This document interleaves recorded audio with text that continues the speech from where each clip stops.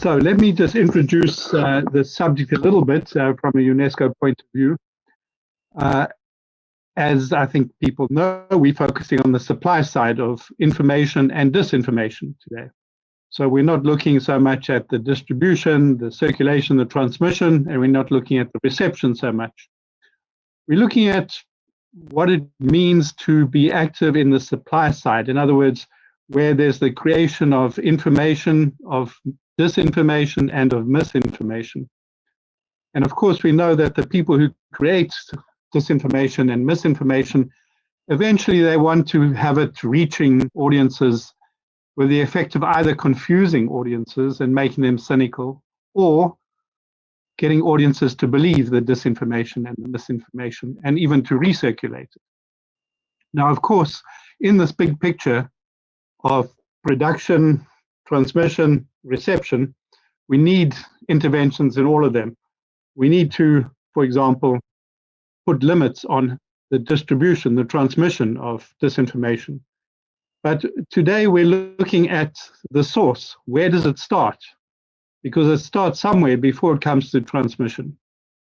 And so we're looking at the original sin, as it were, where bad information is produced and where good information is produced. Now, because of course we're concerned about the bad information, which I use in quotes, but I'll explain it a bit later. There are two things we can do at the moment of production. One, we can reduce the supply side of bad information, and two, we can increase the good side. So in terms of the first one, reducing the supply side, of course, there are some people who would want to criminalize and outlaw and make illegal the production of disinformation on a range of topics.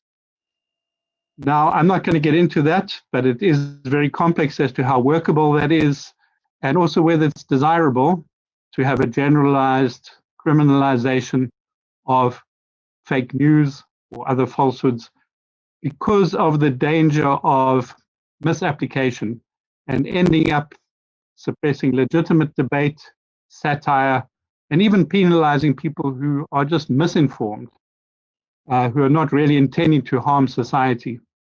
So reducing the supply side of bad information, it's a complex issue, and I think that's not really what we're looking at today. I think we're looking today at increasing the supply side of good information. And by that, I mean two things. Supply of verified information. I'm very glad we've got people here who can also tell us not enough to have verified information, it must be engaging information. Clement Boisseau, I'm looking at you, but we'll come to you in a minute. So, increasing the supply side with verified and engaging information. Secondly, increasing the supply side of corrections, of debunks, of information that can set the record straight. So here we are, we're going to look particularly at the supply side of good information. Now, to advance science in its service of sustainable development, broadly speaking, we have been encouraged as humanity to, and I quote here, flood the zone. In other words, to take the public sphere and flood it with good information.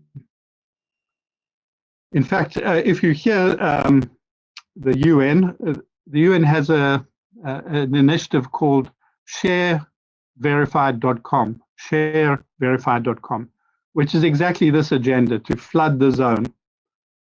If you go to that site, shareverified.com, and you look at their content, you'll see the head of the UN Environmental Program there who says, "We have listened to science with COVID, now let's listen to science on nature and climate."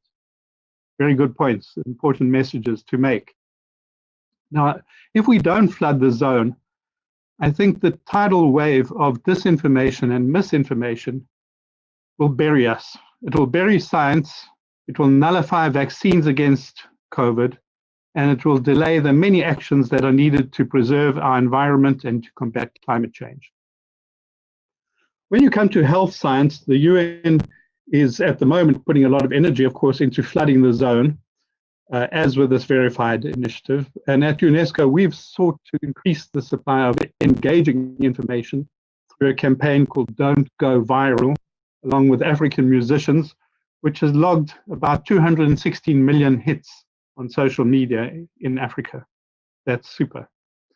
We've also been working with journalists, and we've trained 9,000 journalists worldwide through a MOOC in covering COVID with a scientific point of view. And in regard to the environment, we've produced customized handbooks and training for hundreds of journalists on how to cover climate change worldwide, especially in Asia, Africa, and coming up in the Caribbean. I'll post the link in the chat to that shortly.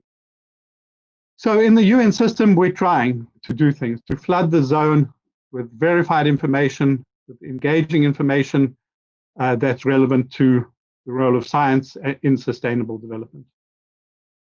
In particular, we need more if we're going to have an impact in this area of climate change. And to do that, we need to have more knowledge about what lies behind the problem of bad information in regard to climate change. We need to know who's behind the production of this bad information. To what extent is it officials? To what extent is it corporations? To what extent is it individuals? AstroTurf groups? What extent is it misguided social movements? So we need to understand them because we have to monitor them and see what kind of content they're producing and how we can flood the zone with counter content.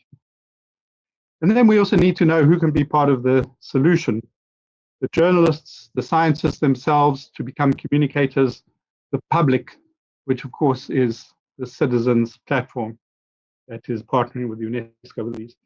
So we have to understand who's who and why in the realm of production. So I'm sure we're going to hear some interesting points of view on this and why it matters.